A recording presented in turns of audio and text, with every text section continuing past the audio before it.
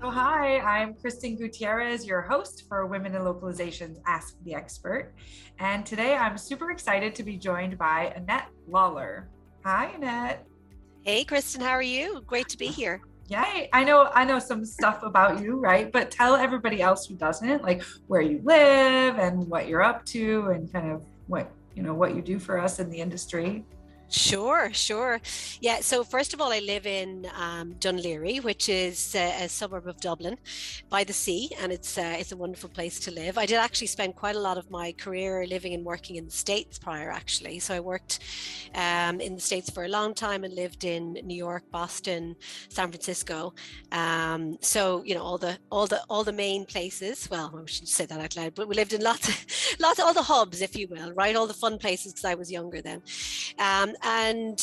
Gosh, I think it might be 15 years ago now, I started a company originally called Synergy Recruit.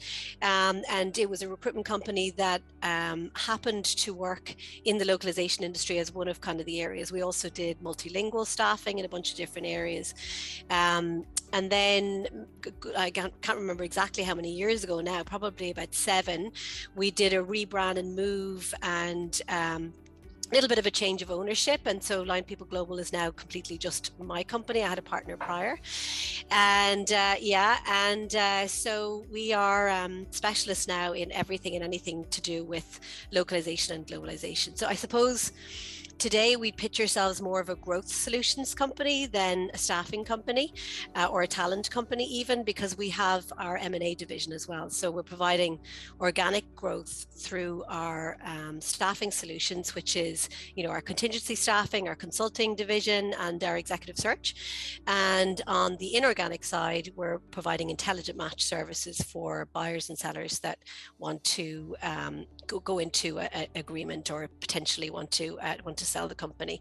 And I should say that actually, just like the localization industry, we too have evolved. So now we do service not just localization and globalization, but AI and digital marketing also. Oh my So that's, goodness. I know.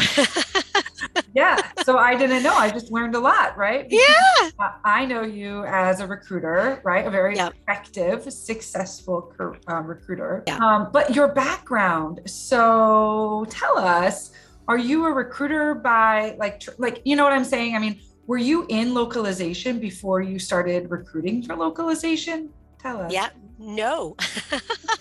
And actually, this is why I started, if you remember, a while back, I started some of these sessions that were called LT Talks, Localization Talent Talks. And one of my motivations for starting that actually was I was so intrigued with the amount of people that came upon this industry just by accident. So it's some sort of, happy incident along the way, whereby maybe they applied to an ad, they thought, oh, this looks interesting, but didn't necessarily have a language background.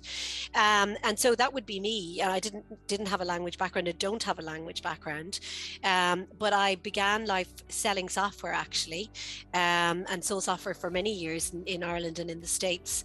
And then, back at the time I was selling, really, really complicated software called object technology. It's not complicated now, but back then it really was, right? So I had a really hard time understanding the product, which I found very frustrating. So I moved into recruitment where I could understand the people. And actually it was at that point that understanding the technology became easier, because I was dealing with people from all different areas. So I was first and foremost a technical recruiter. Sure. An IT recruiter. And so that gave me a really good overview of, the space and technology and everything else. And then I moved home from the States and got a job managing a division for a recruitment agency in Dublin. And one of the roles that we start working was with Linebridge for localization. And I just really, really, really, really liked the industry. I liked the roles. And then I got pregnant and started my own agency, as you do. You've shared so much, but just to kind of wrap this up, what's some wisdom that you've learned from your own career running a business or being involved in the industry?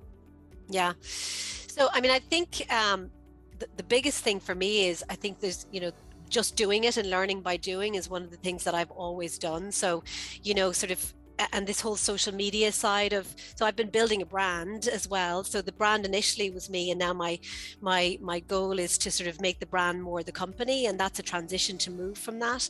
But so there's lots of things. My background actually is marketing in college, but back in college, marketing then was, setting window displays in department stores, right? It's completely different from marketing now.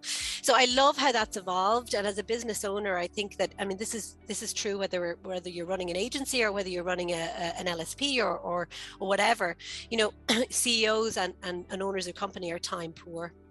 So I think it's really important to get as much outside help as you possibly can. So learn by doing, but if there's, something that somebody can do faster, outsource it.